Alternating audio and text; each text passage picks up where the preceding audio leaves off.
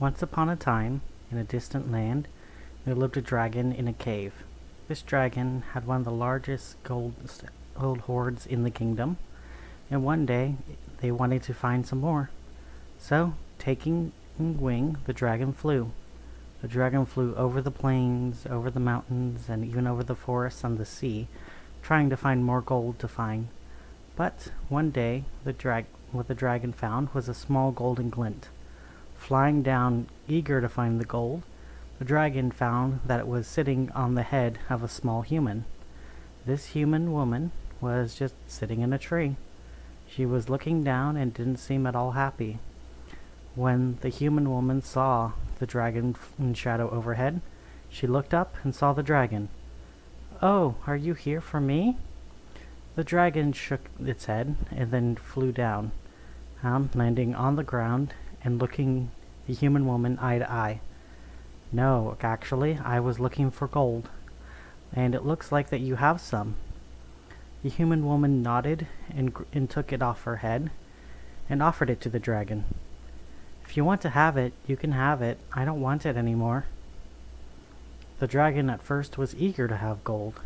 It never knew a human to hand over gold like that before, but instead it looked up at the human and saw that they looked sad.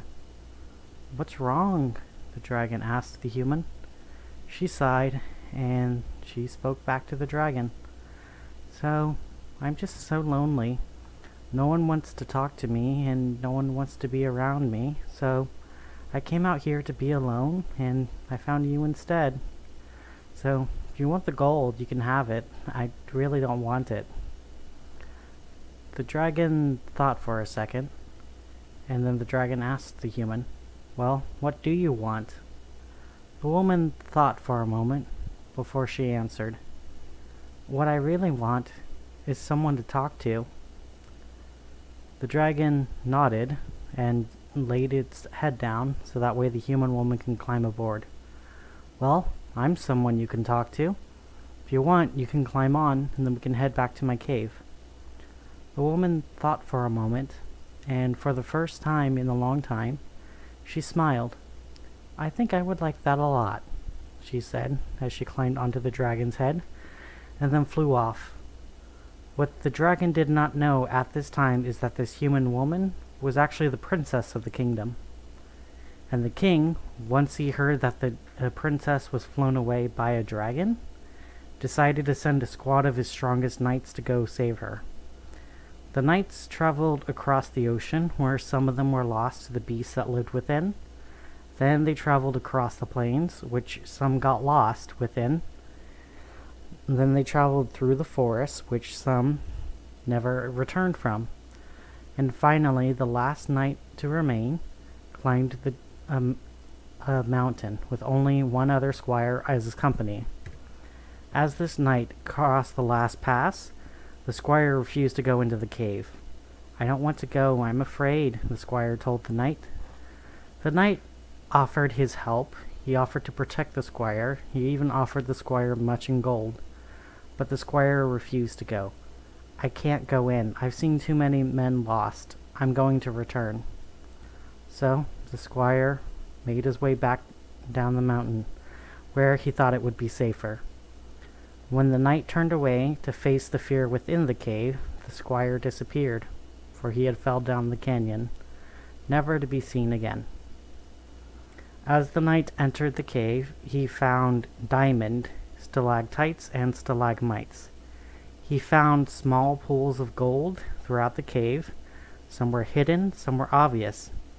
The knight was impressed. He didn't think that all of the kingdom stores could amount to just what the cave had splashed around.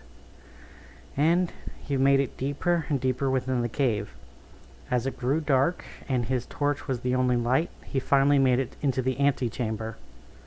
Once he made it into the antechamber, he saw just how big the dragon's hoard really was.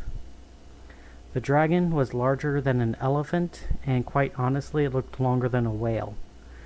The dragon was curled around its hoard, and even then, gold was spilling over it.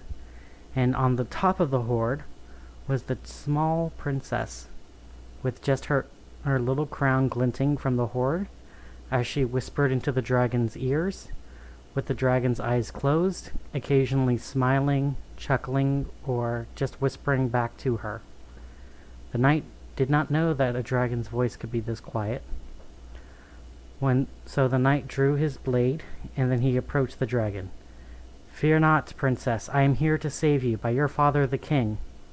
The princess noticed the knight and then asked him, "What are you doing here?" The knight repeated his phrase, "I'm here to rescue you from the dragon because your dad needs you home." The princess just waved her hands at him. "I'm fine. I wanted to be here." The knight was confused for a moment. Is this true?" he asked, and the woman nodded. "Yes, this is true. Me and the dragon are friends, and this is where I want to be. I don't want to go back to my father, and I don't want to go back to my kingdom." The knight lowered his blade and wasn't sure what to do. "Well, I was hired to bring you back, and I don't know what I'm going to do now." The dragon scooped up some of its gold and threw it at the knight's feet. "Perhaps this will be enough to pay for this." The knight saw the gold and saw that it was much more than the king would ever offer for a knight, even after doing 100 quests.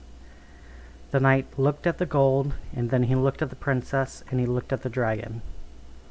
What he did instead of taking the gold, he took his sword and stabbed it into the ground, right where the gold laid. That's not actually what I want. The dragon looked at the knight and then asked, "Well, what do you want?" The knight smiled and then looked down. "I would really like someone to talk to." The knight smiled and the princess smiled. The princess waved the knight towards the hoard, and the dragon nodded its head.